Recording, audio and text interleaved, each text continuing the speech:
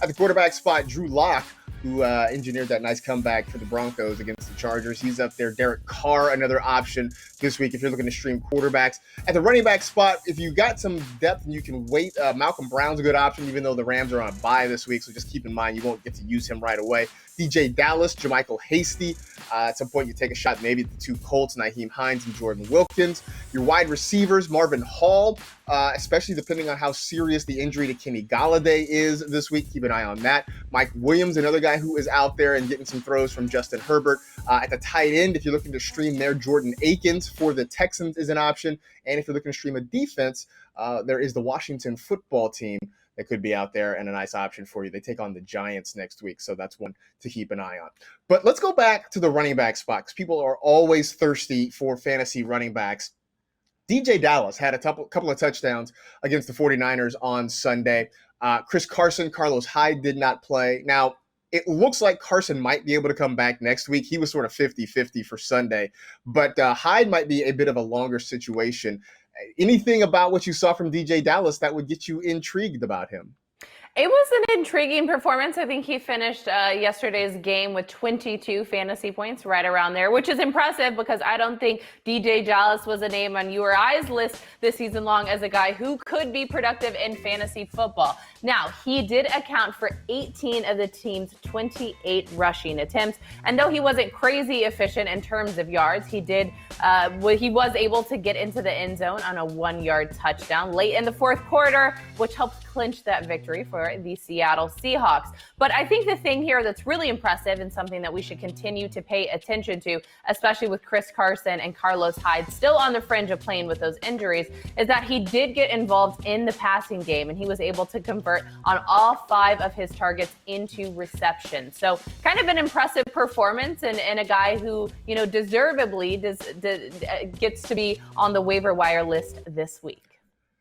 I will say that I sort of shied away from recommending DeeJay Dallas this week, in part because I thought the Niners defense would put up maybe more of a resistance than it did, but also because I expected to see more Travis Homer in there, but this was a really heavy usage for Dallas this week. So that I guess kind of gives me more confidence going forward, just in case there are more injuries, that we could see a lot of DeeJay Dallas on the field. But even if Chris Carson is back, a lot of people pointed this out, that Dallas could step in and sort of play that role that Rashad Penny had in years past, which is not a bad place to be. You're going to get on the field, you're going to get some opportunities. So again, if you have some wide receiver or some running back issues this week, and look, keep in mind the Browns and the Bengals are off, so that means Kareem Hunt's not available. That means that Gio Bernard or Joe Mixon aren't going to be available for you. So there are going to be some teams that need running backs. So DeeJay Dallas could be an option for you if you are hurting at that spot.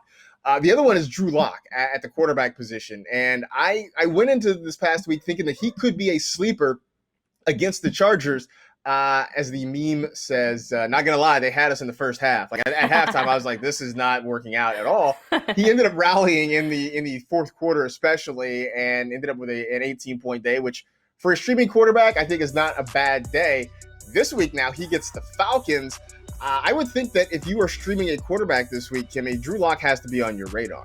Drew Lock has to be on your radar, which is why it's crazy to me that he's only rostered in 2% of NFL.com leagues. I double-checked that this morning because I was like, no way, just 2%. And yes, it is 2% of NFL.com leagues. Now, speaking of that matchup going up against the Falcons, they've given up the most fantasy points to quarterbacks this entire season. But this isn't the only week where he does have a favorable matchup. After he goes on and he plays the Falcons, then the Broncos go on and take on the Las Vegas Raiders, who are giving up the 8th most fantasy points to quarterbacks. So Drew Lock, absolutely a valuable streaming option. I think it was really impressive to see what he did with Jerry Jeudy and Deshaun Hamilton yesterday. He found those connections with his receivers. He plays with swag and confidence as well, which is really fun. And you can tell that he's not afraid of throwing the ball, which in terms of fantasy, that's absolutely what we want.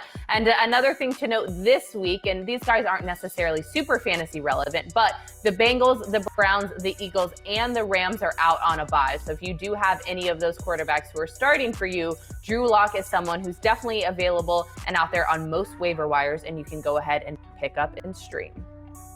I think Drew Lock is. You mentioned that the schedule upcoming, right? They've got the Falcons and they've got the Raiders.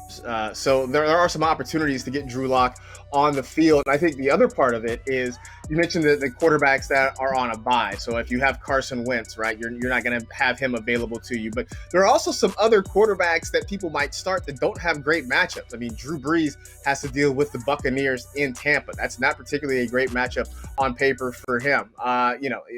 I don't know if you're starting a 49ers quarterback at this point, but even on the flip side, I mean, Aaron Rodgers, I don't know if you're scared or not about him against the 49er defense, but that's one to kind of keep in mind. So there are some matchups that might kind of give you pause this week coming up. So Drew Lock should be on the radar there. If you have a top waiver claim priority this week, where are you using it?